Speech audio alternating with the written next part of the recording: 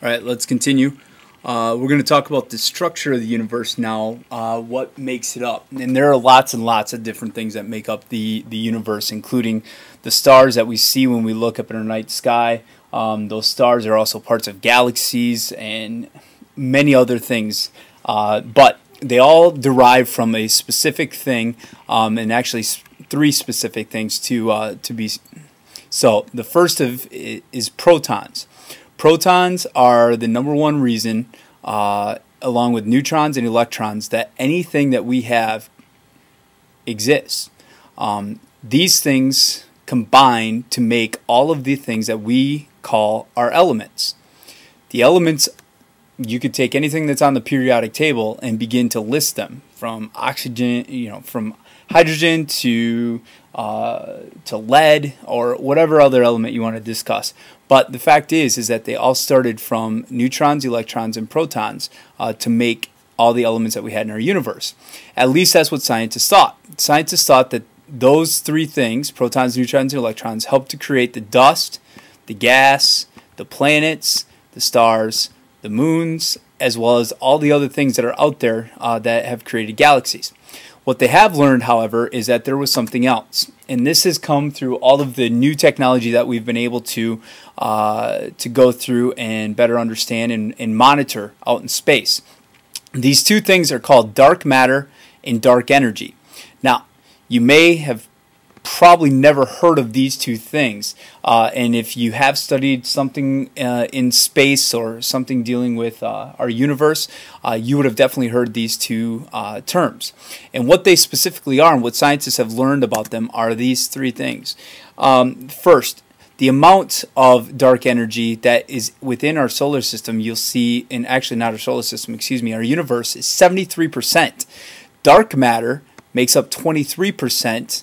And then our normal matter, which we normally would just call our protons, electrons, and neutrons, those things that we have, make up all of the other things that are found on Earth and also, even in other galaxies, just like the Milky Way. But the dark energy and the dark matter are two very important things, and here's why. The first is dark matter. Dark matter is something that does not emit light, it doesn't absorb it, and it doesn't scatter it. The only thing that it's known for is the fact that it is attracted to things by its gravity, its gravitational pull. So this would be like holding up a ball in the air, and when you hold the ball up in the air, when light hits it, it doesn't absorb it. However, it doesn't scatter it, and because it doesn't scatter it, it doesn't emit it, meaning it doesn't reflect it back to us so we can see it. And that's what's so crazy about this material that scientists are now learning about, is it's literally floating out in space. But the problem is we can't see it.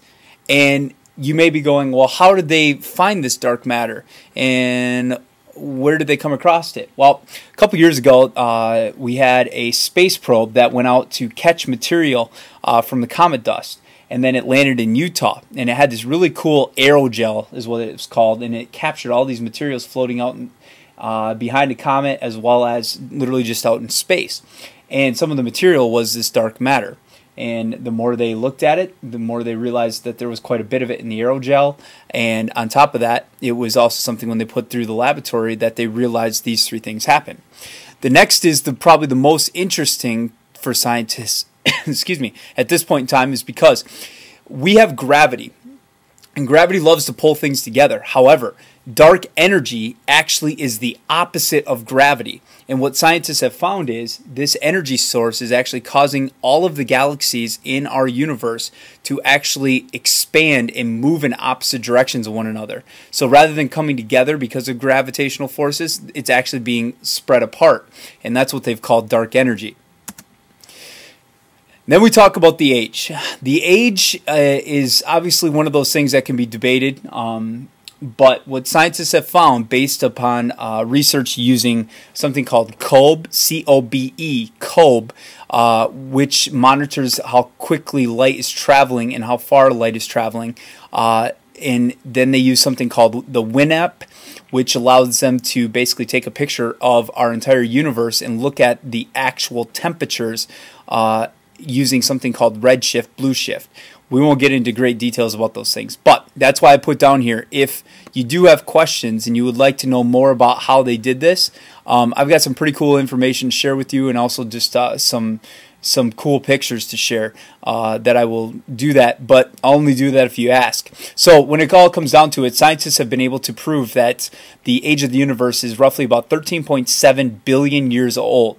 And then they were able to estimate this within 1%, which is quite amazing on how close they could get. So 1% of 13.7 is roughly, you know, give or take plus or minus 0.13. So if you do the math, it's about 130 million years, give or take. So anyway, there's the information regarding the age, the structure, as well as dealing with the scale of our universe.